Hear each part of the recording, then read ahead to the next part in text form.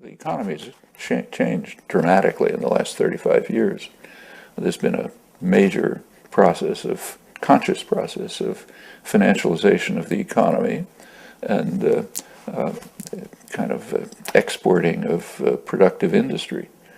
It's very conscious, and this is not particularly obscure why. By about that time, it was possible to make more profit in shenanigans of money manipulation than in doing anything productive. And in market societies, people with capital go for what's profitable. One corollary to that was that the political pressure just dismantled the regulatory apparatus, with the support of economists, incidentally, working with economic theories that, I mean, it's astonishing that they're not ashamed of themselves. But anyway, that's what happened. One consequence of this, one aspect of it, is that for roughly 30 years, a little over that, for the majority of the population, real wages have pretty close to stagnated. A little growth, but not much. That's most of the population.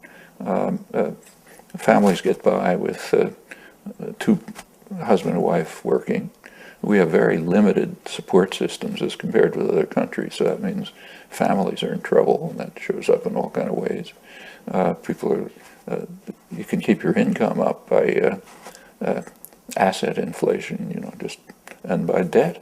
The asset inflation, of course, can't last, so you have repeated bubbles collapsing. The last one was an $8 trillion housing bubble, which amazingly almost no economist could see.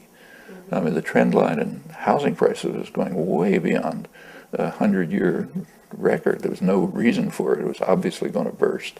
That's the assets of most people.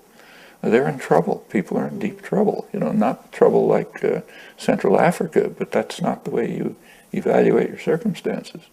You ask, what should I be able to have in a rich country like this? So and they also see ostentatious wealth.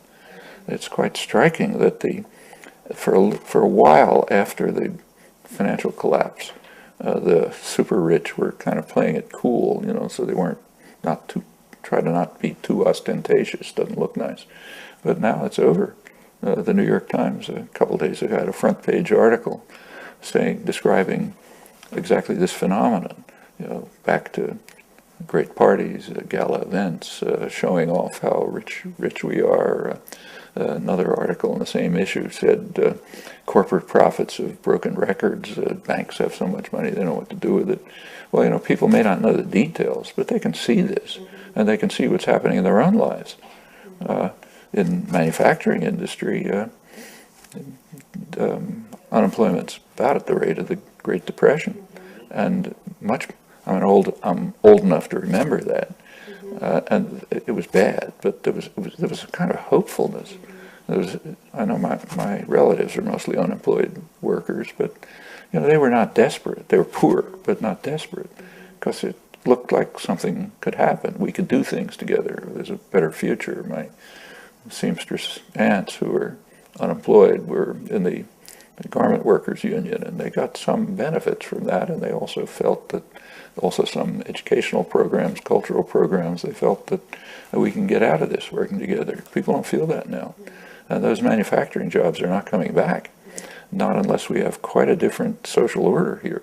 There's plenty of need for them. In fact, what's happening in this respect is sometimes almost surreal.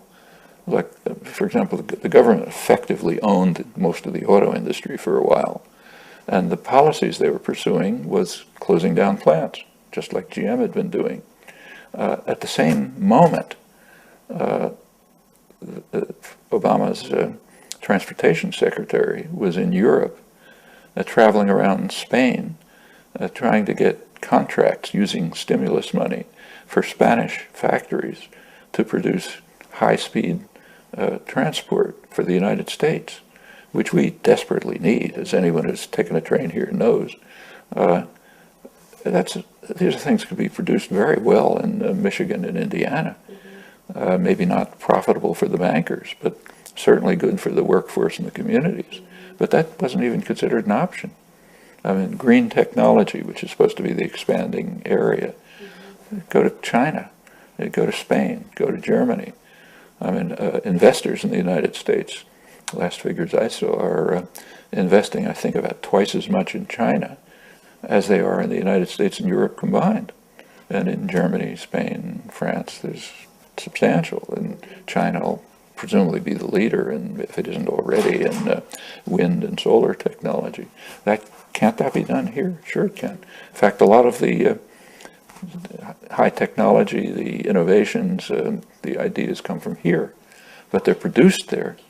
You know, China's kind of like an assembly plant, where the surrounding industrial area in the United States assemble the products that come back here that we buy, but that could be produced here. That takes different social policies, and as long as policies in the hands of financial institutions and production corporations like, say, General Electric, GM, which are themselves financial institutions, a lot of their business, yeah, they make plenty of money if it's done somewhere else.